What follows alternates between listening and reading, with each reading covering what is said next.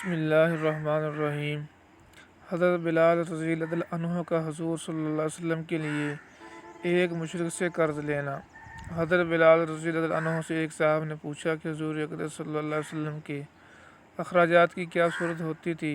حضرت بلال نے فرمایا کہ حضور صلی اللہ علیہ وسلم کے پاس کچھ جمع تو رہتا ہی نہیں تھا، یہ خدمت میرے سپرد تھی، جس کی صورت یہ تھی کہ کوئی مسلمان بھوکا آتا تو حضور اقدس صلی اللہ علیہ وسلم مجھے ارشاد فرما دیتے، میں کہیں سے قرض لے کر اس کو کھانا کھلا دیتا۔ کوئی ننگا آتا تو مجھے ارشاد فرما دیتے، میں کسی سے قرض لے کر اس کو کپڑا پہنا دیتا۔ یہ صورت ہوتی رہتی تھی۔ ایک مرتبہ ایک مشرک مجھے ملا، اس نے مجھ سے کہا کہ مجھے وسعت اور ثروت حاصل ہے تو کسی سے قرض نہ لیا کر، جب ضرورت ہوا کرے مجھ ہی سے قرض لے لیا کر۔ میں نے کہا اس سے بہتر کیا ہوگا، اس سے قرض لینا شروع کر دیا۔ جب ارشاد عالی ہوتا اس سے قرض لے آیا کرتا اور ارشاد بالا کی تحمیل کر دیتا۔ ایک مرتبہ وضو کر کے اذان کہنے کے لیے کھڑا ہی ہوا تھا کہ وہی مشرک ایک جماعت کے ساتھ آیا اور کہنے لگا، او حبشی۔ میں دل متوجہ ہوا تو ایک دم بے تحاشا گالیاں دینے لگا اور برا بلا جو منہ میں آیا کہا، اور کہنے لگا کہ مہینہ ختم ہونے میں کتنے دن باقی ہے۔ میں نے کہا کہ قریب ختم کے ہے۔ کہنے لگا کہ 4 دن باقی ہیں۔ اگر مہینہ کے ختم تک میرا سب قرضہ ادا نہ کیا تو تجھے اپنا قرضہ میں غلام بناؤں گا اور اسی طرح بکریاں چراتا پھرے گا جیسے پہلے تھا۔ یہ کہہ کر چلا گیا۔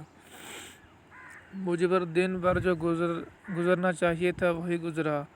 تمام دن رنج و صدمہ سوار رہا اور عشاء کی نماز کے بعد حضور صلی اللہ علیہ وسلم کی خدمت میں تنہائی میں حاضر ہوا اور سارا قصہ سنایا اور عرض کیا کہ یا رسول اللہ صلی اللہ علیہ وسلم، نہ آپ کے پاس اس وقت ادا کرنے کو فوری انتظام ہے اور نہ کھڑے کھڑے میں کوئی انتظام کر سکتا ہوں۔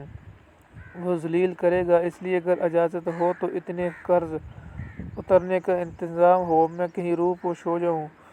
جب آپ کے پاس کہیں سے کچھ آ جائے گا میں حاضر ہو جاؤں گا۔ یہ عرض کر کے میں گھر آیا، تلوار لی، ڈھال اٹھائی، جوتا پہنا۔ یہی سامان سفر تھا اور صبح ہونے کا انتظار کرتا رہا کہ صبح کے قریب کہیں چلا جاؤں گا۔ صبح قریب ہی تھی کہ ایک صاحب دوڑے ہوئے آئے کہ حضور صلی اللہ علیہ وسلم کی خدمت میں جلدی چلو۔ میں حاضر خدمت ہوا تو دیکھا کہ 4 اونٹیاں جن پر سامان لدا ہوا تھا بیٹھی ہیں۔ حضور صلی اللہ علیہ وسلم فرمایا، خوشی کی بات سناؤں کہ اللہ تعالیٰ نے تیرے قرضہ کی بے باکی کا انتظام فرما دیا۔ یہ اونٹیاں بھی تیرے حوالے اور ان کا سب سامان بھی۔ فدق کے رئیس نے یہ سب نذرانہ مجھے بھیجا ہے۔ میں نے اللہ کا شکر ادا کیا اور خوشی خوشی ان کو لے کر گیا اور سارا قرضہ ادا کر کے واپس آیا۔ حضور اقدس صلی اللہ علیہ وسلم اتنے مسجد میں انتظار فرماتے رہے۔ میں نے واپس آ کر عرض کیا کہ حضور اللہ کا شکر ہے، حق تعالیٰ نے سارے قرضے سے آپ کو سبکدوش کر دیا اور اب کوئی چیز بھی قرضہ کی باقی نہیں رہی۔ حضور صلی اللہ علیہ وسلم نے دریافت فرمایا کہ سامان میں سے کچھ باقی ہے۔ میں نے عرض کیا کہ جی ہاں کچھ باقی ہے۔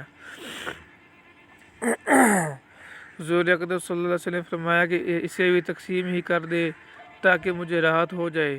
میں گھر میں بھی اس وقت تک نہیں جانے کا جب تک یہ تقسیم نہ ہو جائے۔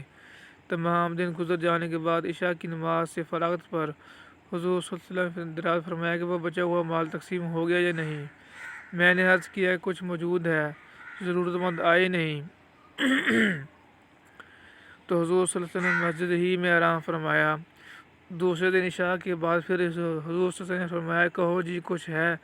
میں نے عرض کیا کہ اللہ جل شانہ نے آپ کو راحت عطا فرمائی کہ وہ سب نمٹ گیا۔